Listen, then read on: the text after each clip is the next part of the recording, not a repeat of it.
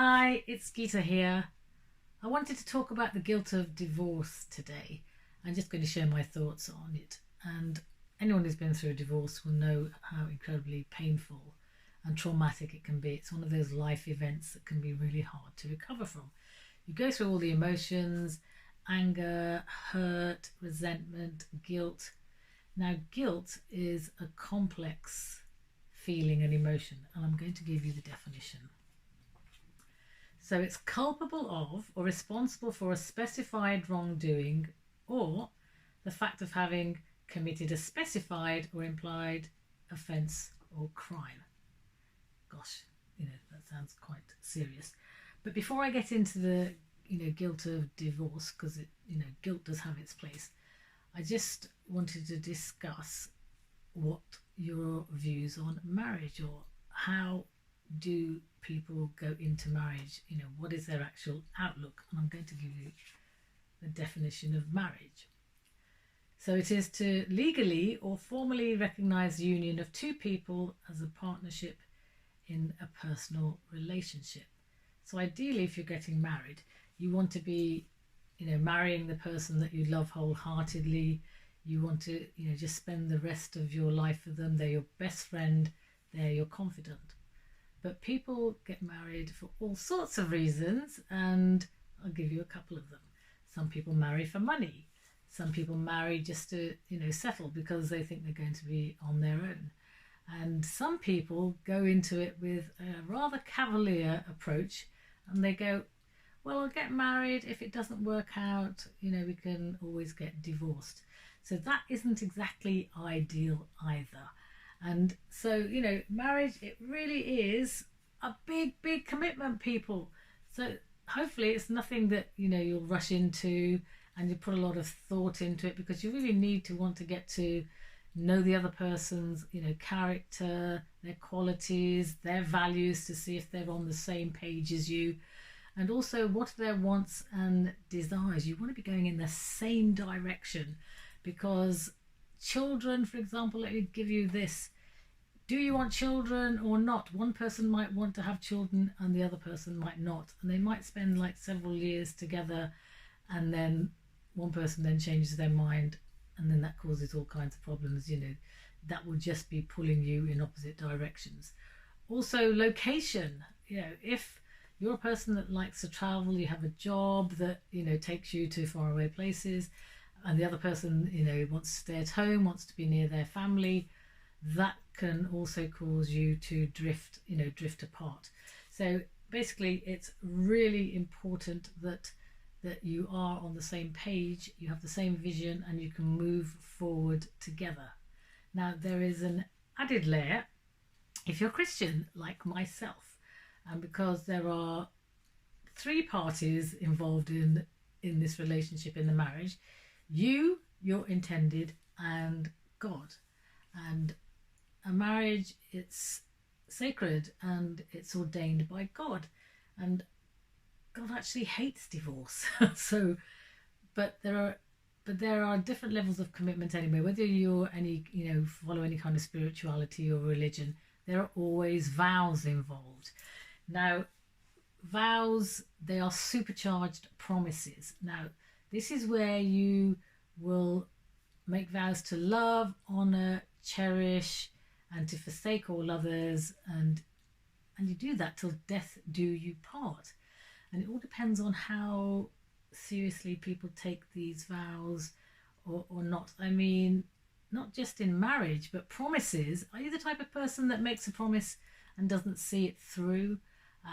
And that's in any area of your life, because if you do that and you keep breaking your promises, people aren't going to take you seriously, or they're not going to trust you.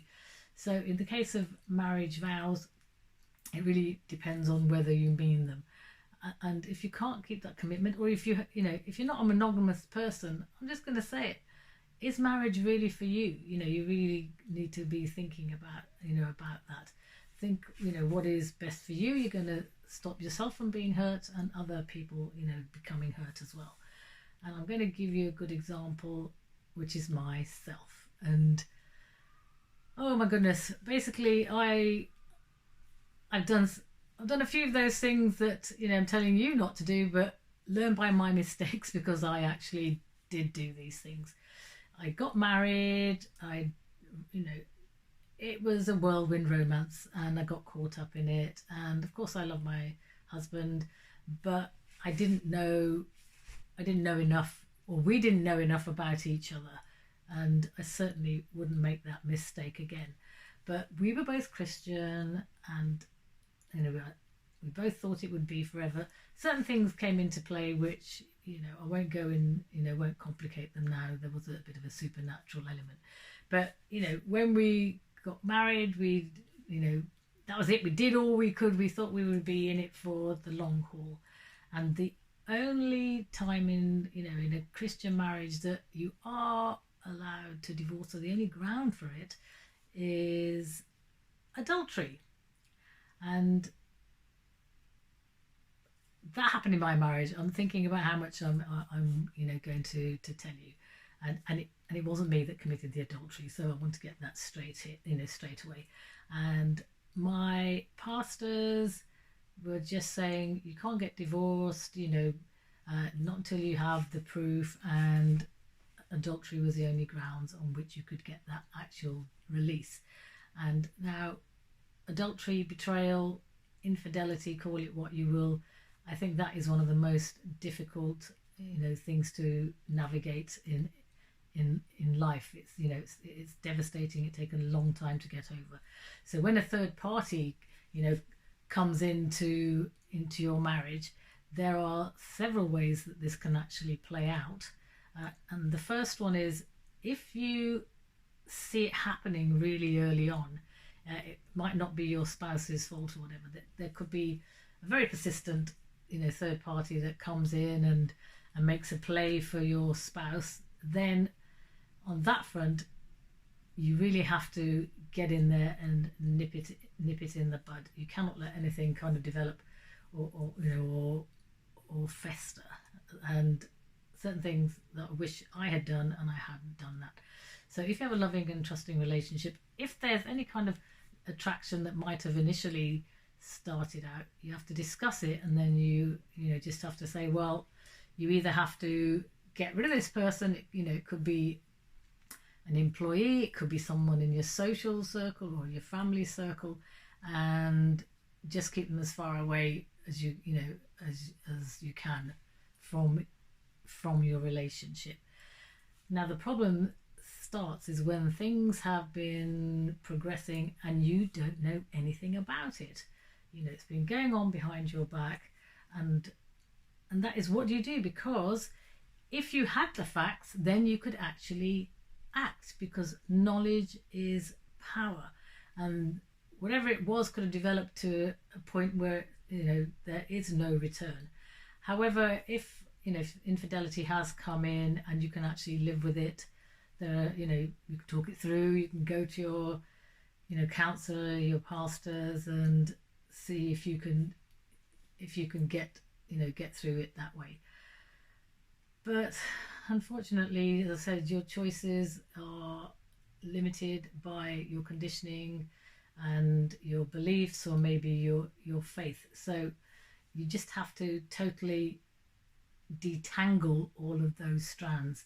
And in my situation, I didn't do anything wrong. And I know that sounds that I might be a little bit one-sided, but as it progressed, third party came into the relationship. I didn't know what was happening, and then all of a sudden you get this situation where your spouse changes and they're being a bit distant towards you, and then they're criticizing you, they're complaining about you, and they're telling other people about you, and you're thinking, where is this coming from? Okay, if you really aren't taking care of them or you're neglecting them, then there's something you can do about it. But if it's something that's going on because they're trying to make out that you're the person that's at fault and you're acting unreasonably, that is that's a really hard call. You have to get to the bottom of that really, really quickly. And like I said, I was completely blindsided. I didn't know which way was up for a long, long time. But ultimately, you then have to just say where, what can I do now? Do I walk away? Have I got enough, proof to be able to say, hold my hand up and say, look, I've really, really tried my hardest. And then when you do find out that your partner has been having an affair, then you can get your release, and you don't have to feel guilty about that. If you've done your utmost, to keep that relationship going, then there's no more that that you can do. And the weirdest thing was, I actually felt guilty because I felt I'd let God down, and that took me quite a while to process. I just thought maybe I didn't try hard enough, and I'm not the only one that feels this. And it gave me a lot of comfort, because that can be a feeling that some Christians will get when their marriage fails and then they go through a divorce. And a good 2 or 3 years after I got divorced, I had a chance to meet up with my ex-husband, and we were talking, and he told me that he felt really guilty about everything that he'd done. He'd asked for forgiveness. In the meantime, I had been processing all of my feelings and forgiveness, and like I said, I thought I'd forgiven, and every now and again something would come up and it would just trigger me, and then I'd get angry all over again. So let me tell you, forgiveness, it is an ongoing thing. It's not just one time. And I'm sorry, but I was glad that my ex-husband felt guilty for what happened, because it's all very well saying, oh, there's no good or bad, or you don't have to feel that you're morally entitled to this or that. Well, I actually think it's good to feel that, because a person, if I'd done something wrong, I hope I would feel bad about it, and then I would process it. And so it was good to hear that my ex was human, and that he did have some feelings about it, and then it's for him to actually to deal with it. So no, there has to be consequences. Someone does wrong, then feel the consequences, and then process them, and then actually deal with them. So that's just me being human here.